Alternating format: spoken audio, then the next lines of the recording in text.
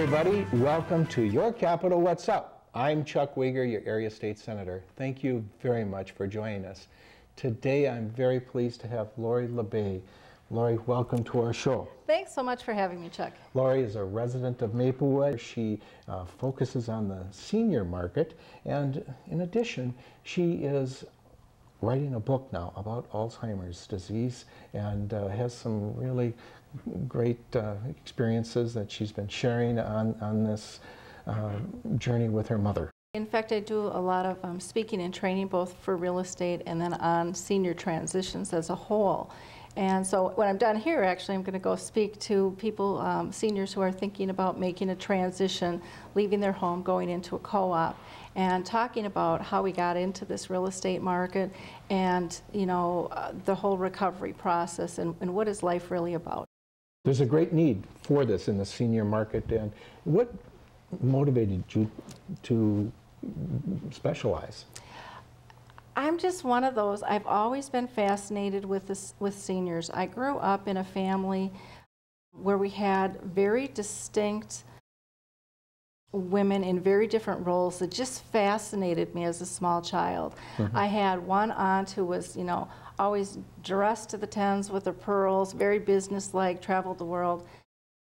Had another great aunt who, you know, just knitted and was kind of the seamstress.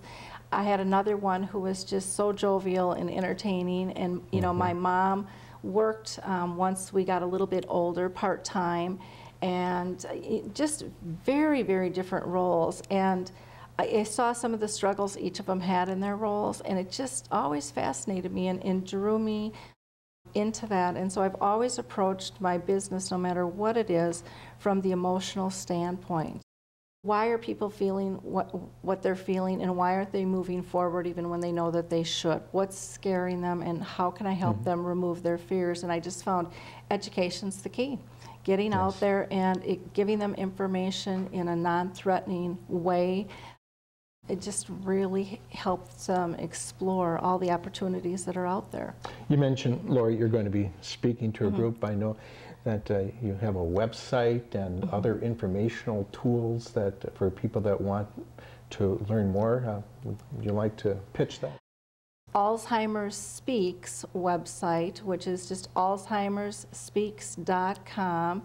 And then I also have a blog, and they can get to the blog. The easiest way will just be to go to alzheimersspeaks.com, and they can go to the blog from there, because that tagline's a little bit longer. Let's give your phone number too, in case you know, they want to call you. Sure. Phone number to reach me at is 651-748-4714. Okay. Now, if someone visited one of the websites, give us an idea of the types of information they can find. Okay. On the Alzheimer's Speaks website, that's a resource site, and so there I have a ton of different caregiver support. So it might be housing that they're looking for, it might be medical information they're looking for, maybe it's a mover that they're looking for. It's pretty much endless there. The music therapist that I use for my mom is listed on there, a little bit of everything. There are great reads, so there's tons of books, blogs, articles to go to, and then we have movies and you know, I think I call them flicks or something. Are you like getting that. help in putting this all together? No. This is just a free resource out there, and I don't charge Labor people. of love. Yeah, I don't charge people to be on it, because I just really feel the more resources, the better. There's speakers, there's trainers that are available. There's certification programs people can go through. And then there's pictures of my mom and the family and just kind of our progression there. I picked the name Alzheimer's Speaks because I just think it's about giving voice back to them and being able to enrich their lives again. And so I'm a strong believer in collaboratives. If they go to the blog, they will see lots of stories from my book that I'm in the process of writing, which is going to be called As the Cookie Crumbles. And there they'll get the stories, and the stories all have lessons to them. Then there's tips and techniques how to interact.